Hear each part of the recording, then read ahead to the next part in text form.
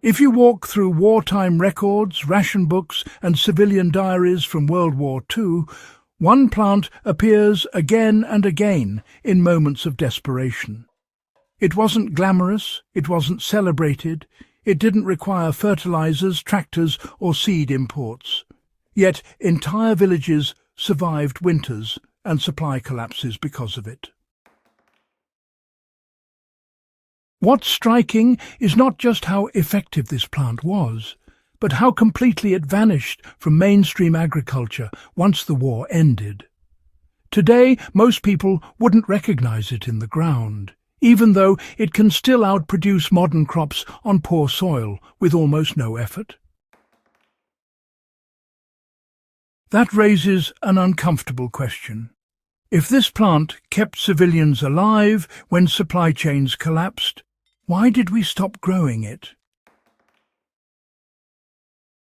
The plant was the Jerusalem artichoke, also known historically as the sunchoke. Despite the name, it has nothing to do with Jerusalem, and it isn't an artichoke. It is a sunflower relative that grows underground tubers, and during World War II it became a quiet backbone of civilian survival across parts of Europe, especially in Germany, Eastern Europe, and occupied territories where conventional crops failed or were seized. Diaries from the era describe families boiling it, roasting it, fermenting it, and even drying it into flour when grain was unavailable.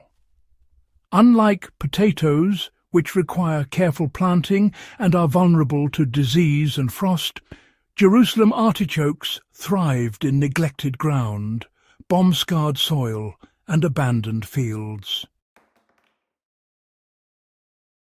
Jerusalem artichokes had one critical advantage during wartime. Once planted, they were almost impossible to wipe out. They tolerate cold, drought and poor soil. They grow tall, acting like sunflowers above ground. But the real value lies beneath the surface, where the tubers multiply aggressively. Even if a field was partially destroyed, the remaining tubers would regrow the following season without replanting. Civilians learned quickly that this meant food security without dependence on seed deliveries, fuel or equipment. A single planting could feed a family year after year with minimal labour. Wartime accounts show that Jerusalem artichokes were rarely eaten alone. They were, usually combined with cabbage, onions, wild greens, or whatever protein could be scavenged at the time. Boiled tubers often replaced potatoes in soups. Sliced and roasted, they stood in for bread. And when fermented, they could last through winter without any need for refrigeration. In areas where sugar was impossible to obtain, people even learned to extract a syrup from the tubers. The crop's sheer versatility honestly allowed communities to stretch scarce resources while still maintaining enough calories to survive heavy labour and those cold winters. When industrial farming returned after World War II, Jerusalem artichokes became, inconvenient. They didn't fit mechanized harvesting systems very well. Their irregular tuber shape made processing inefficient. And, more importantly, they just didn't align with commercial food markets. The plant stores carbohydrates as inulin instead of starch, which caused digestive discomfort for people not accustomed to it. As diets shifted back to refined grains and potatoes, the crop was, labelled undesirable rather than valuable. Large-scale agriculture prioritized uniformity, shelf life and transport efficiency, not resilience. By abandoning Jerusalem artichokes, modern food systems, traded resilience for efficiency. The crop required no fertilizers, no pesticides, and minimal water. It could be grown on marginal land that is pretty much useless for wheat or corn. During the Second World War, that meant survival. Today, it means independence from fragile supply chains.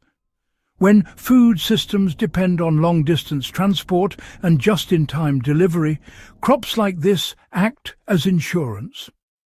Removing them didn't make food systems stronger. It made them, honestly, faster, but more brittle. You know, Jerusalem artichokes can still be grown today with almost no effort. Just a small backyard patch or an unused corner of a garden is enough, really. The tubers are planted once in early spring, spaced loosely, and then, well, they're largely ignored.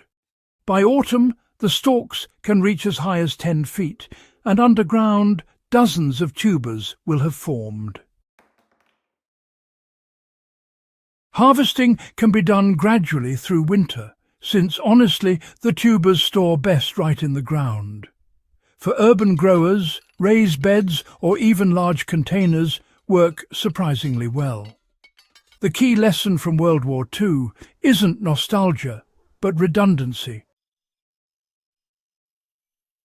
History shows us that food scarcity rarely announces itself politely. During World War II, shortages arrived suddenly, often after just a single winter or failed harvest. Communities that had crops like Jerusalem artichokes endured, while others suffered. The plant's disappearance from modern diets wasn't due to inefficiency in feeding people. It was due to efficiency in selling food. That distinction really does matter. Crops that keep people alive aren't always the crops that make money. The story of the Jerusalem artichoke isn't about going backward. It's about remembering what worked when systems failed. World War II civilians didn't romanticize this plant. They respected it. They understood its role. When supply chains broke, this crop didn't. That alone explains why it fed entire villages when nothing else could. If you value forgotten history, practical resilience, and lessons that still apply today, subscribe to the channel for more deep dives into civilian survival knowledge from World War II. Go ahead and share this video with someone who believes food security begins at home, not at the store.